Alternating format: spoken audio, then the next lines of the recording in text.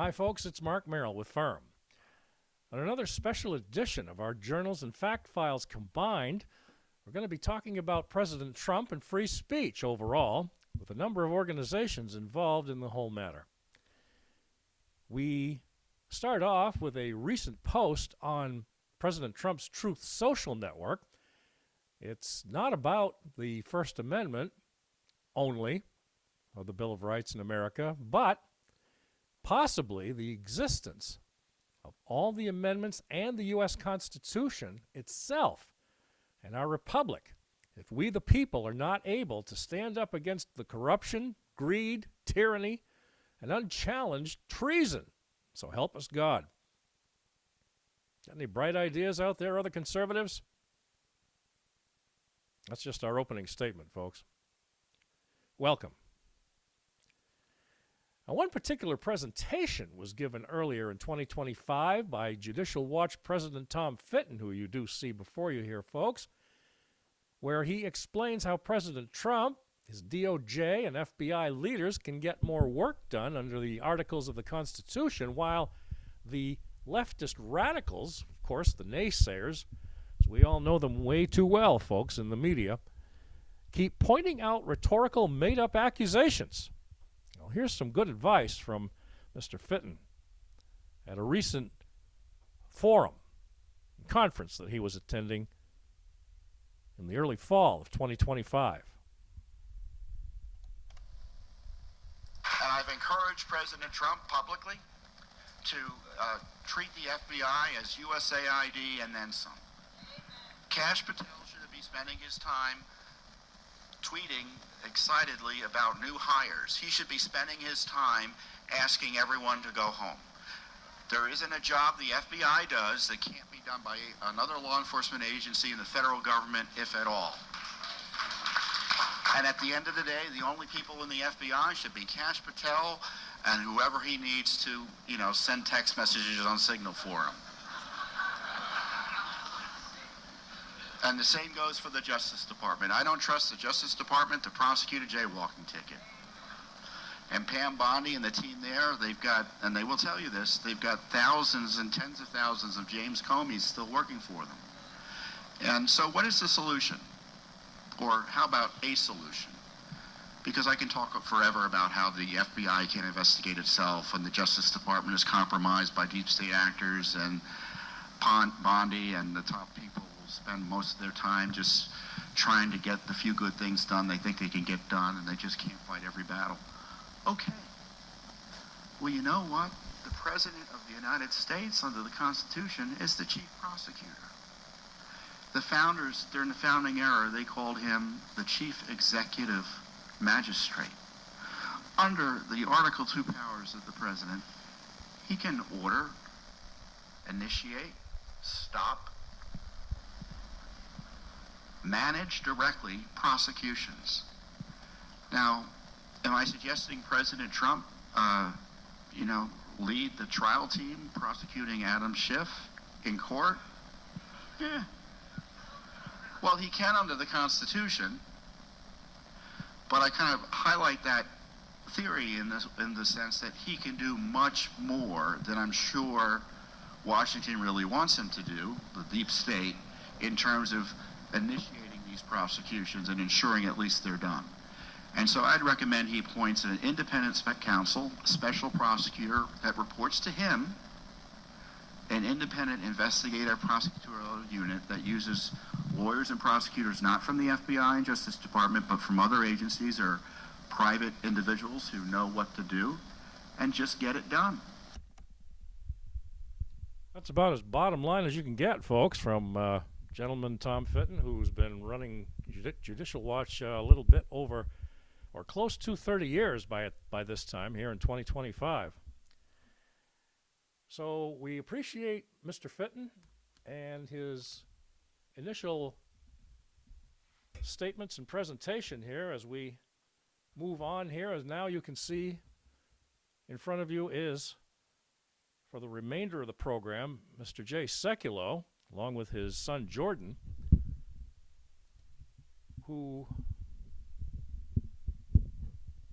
have run ACLJ, American Center for Law and Justice, right up here above the ACLJ, American Center for Law and Justice. We'll make sure you have the website for them too, folks. They have podcasts every single day, and they're in court every single day, protecting not only people around the country, but right here in Maine. We've got a particular story that we certainly want to make sure that you hear about in today's episode about President Trump and free speech and the many avenues that have to be taken in different locations. Before we get into some more details about some of those things from Mr. Seculow and the ACLJ, as they are one of our stellar sources of supporters fighting the ongoing battle for families. Not only that, folks, our young children, once again, being labeled, attacked, here and overseas, not just domestically on our shores or within our shores, folks, including the genocide, of course, you've heard about a lot recently, and no words of sympathy at all from the left on the slaughter of innocent Christians in Nigeria.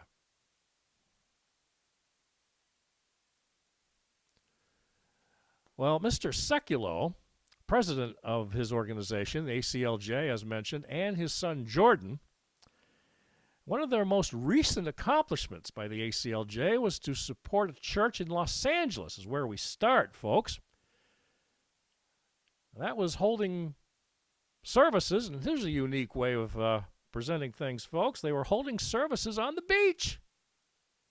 Gavin Newsom had a problem with that. Surprise. Jerk. So as we get to it here, folks, we've got a video for you here, and we're pretty sure it's going to come through just fine. I want you to see how this all turned out.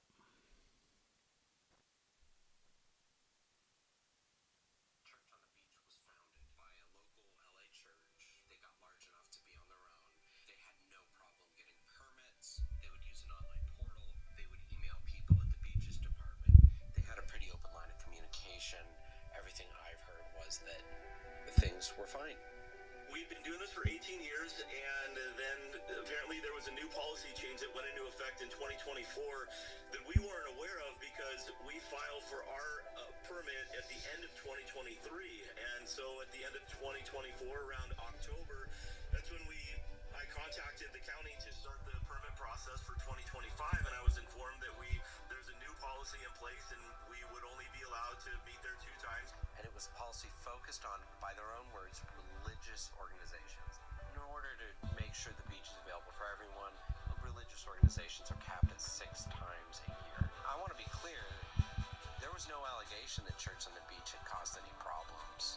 There was no allegation that church on the beach was unusually disruptive or it abused the system. It was just a new policy, they said. That's when we were called and we stepped in. It doesn't matter how you do your religion. LA County doesn't get to tell you. That's what the First Amendment means. We take every intake very seriously. We immediately researched the issue. We got them retained. We didn't charge them a cent. We told them we're gonna help you through this. We immediately started drafting what we call a demand letter, where we lay out what we believe has happened, what the law is, and how LA County is in violation of that law. We want to settle these things as much as possible outside of court. What I think happened in this case is LA County saw our letter, they read our letter, and they realized that we weren't bluffing. We showed up with receipts. We had case law. We had citations. We had a factual record, all in the letter. You can't treat religion or religious groups any differently, and especially any worse than other groups. That's why that policy was so offensive to the First Amendment. In the United States, you just can't do that. We're going to stick with them throughout the permitting process, make sure that they actually will follow through on that. The fact of the matter is, in the complex modern world we live in, legal threats can come from almost anywhere. And religious people, Christians across this country need to know that organizations like the ACLJ will have your back, that when something like this happens, that we will do whatever it takes to make sure the First Amendment is well respected. Rights like the freedom of religion require constant vigilance, and that's what we do.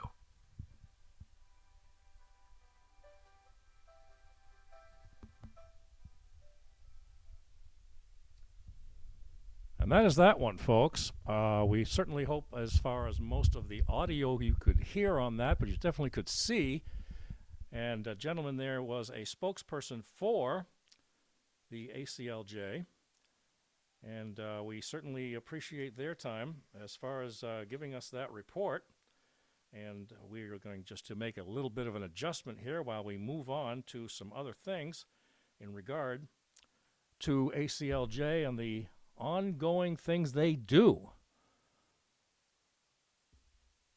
to protect our rights. One particular one we want to get to, folks, right off the bat, and we'll show them to you as well, is this particular one right here is attack on churches, beyond the one you just saw in LA County, California.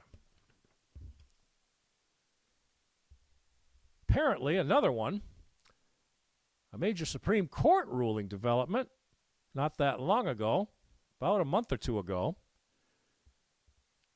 ACLJ joined forces with advocates for faith and freedom to take Calvary Chapel San Jose versus California, representing Calvary Chapel San Jose and Pastor Mike McClure, to the Supreme Court. Surprise, Gavin Newsom. What the hell did you think was going to happen? Jackass. Mr. Sanctuary State. Mr. I'm seceding because Donald Trump is a jerk.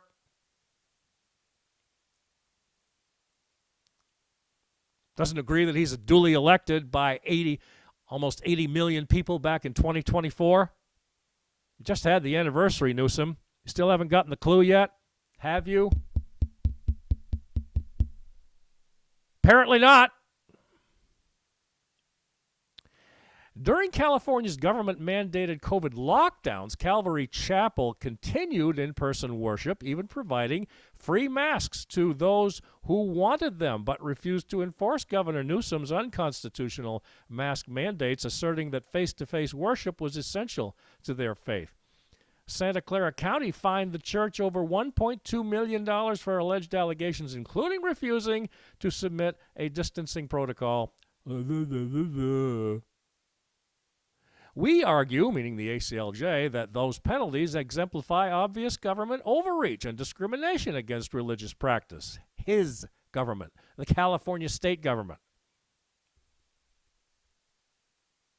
While secular activities such as restaurants, gyms, government operations received mask exemptions. Oh, go ahead. You guys carry on as usual. The restaurants, the whole thing there with, gymnasiums, where people are sweating their rear ends off, never mind dripping sweat, perspiration all over the friggin' gym floor, for God's sakes. But denied, said Newsom, equal treatment, contradicting the Supreme Court's ruling in Tandon versus Newsom, and also violating Fulton versus City of Philadelphia. Go away, Newsom. Jerk.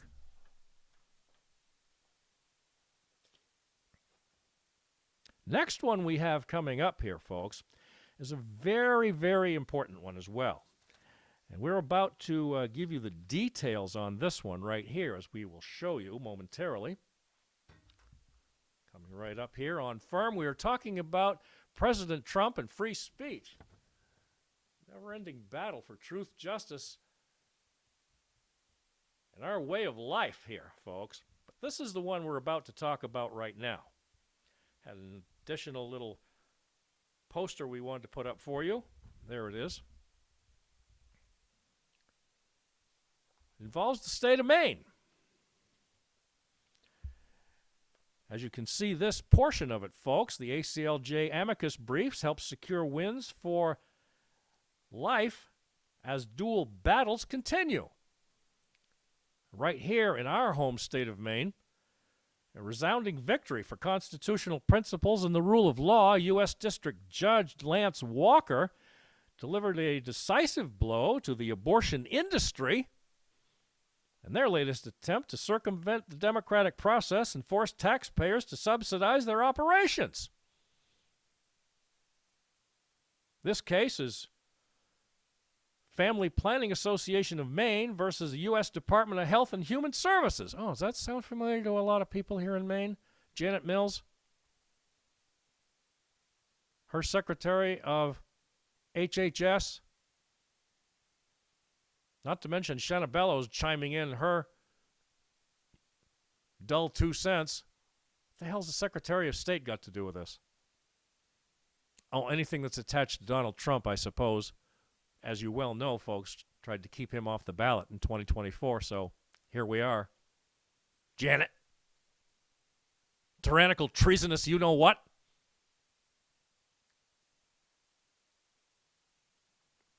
In this case, the court correctly denied a preliminary injunction by DHHS that would have blocked implementation of the Big Beautiful Bill provision that defunds major abortion providers.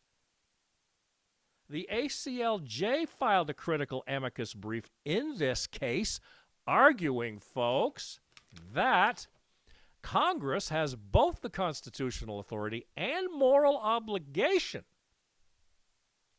to endure federal tax dollars do not prop up the abortion industry. The abortion lobby has appealed this decision, surprise, continuing its frantic attempt to force taxpayers to subsidize its operations, but Judge Walker and his thorough, well-reasoned opinion provided a strong foundation for upholding congressional authority in this case as it moves through the courts. That's where it stands, folks. Doesn't make it right. Planned Parenthood. Mills. Other things that have come up, folks, as the ACLJ moves along, Mr. Seculow here promoted the organization recently when it came to fundraising, as they are a nonprofit, by the way, coast to coast. His organization is a megaphone for faith and freedom. He says they're raising our voices, folks, at the Supreme Court, in state and federal courtrooms, as you just heard. Across the nation, public schools, Congress, United Nations, and more. Here's how. Standing against the targeting of American citizens by weaponized government agencies, not just here in Maine. They're filing a new FOIA, Freedom of Information Act request after bombshell evidence revealed outrageous corruption by the Biden DOJ and former special counsel Jack Smith, who we may already know this, folks, so we will go ahead and announce on this particular podcast program that Mr. Smith may be losing his license to practice law. We shall see. Fighting for free speech rights of pro-life advocates, stepping up to defend another peaceful pro-life advocate who was physically assaulted outside a Planned Parenthood clinic by a far-left zealot. They're also representing pro-life advocates and missionary Brandon Hammond, who was silenced, censored, and shut down by the city of Carbondale, Illinois. They filed a sixth brief, number 6, sixth brief supporting Congress's authority to strip taxpayer funds from an abortion grant. And, as we mentioned earlier in the podcast, folks, also, Nigeria. raising your voice, ladies and gentlemen, for the persecuted. Not only the country of Nigeria, but also the DRC, Syria. Horrific and anti-Christian persecution is on the rise. Entire Christian populations are being systematically wiped out. The ACLJ is shining a light on the genocide and advocating for believers in their darkest hour at the United Nations Human Rights Council. And our vital and number one friend, ally, for many, many, many decades, folks, Israel. Major world leaders are now recognizing a state of Palestine. Bull. There is no state of Palestine. You want to look it up on a world map, folks? I can guarantee you, because I do my research here at Firm. I get all kinds of sources, not just the ACLJ. It's a region. ACLJ, in this final note, folks, just sent legal demand letters to major nations refuting the action of a state of Palestine, and are now preparing to head back to the United Nations in Geneva, Switzerland, because, as Mr. Seculow puts it, and the rest of us as well, folks, we will not in the United States of America, as Christians and 350 million people, more than the mere pittance, low percentages of minorities screaming about a state of Palestine, we will not ever abandon Israel and its leader and all of his troops and all of his innocent people and the IDF forces, Benjamin Netanyahu. ACLJ has your back, sir, as well as this organization, Fairness in Reporting Media. And that's where we conclude this program here, folks. We are always about truth, facts, reality, and common sense. Always. 24 hours a day, 7 days a week at fairnessinreportingmedia@gmail.com. fairnessinreportingmedia@gmail.com.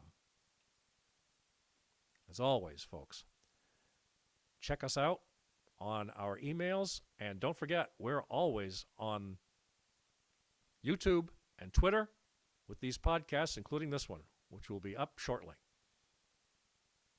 Peace to all.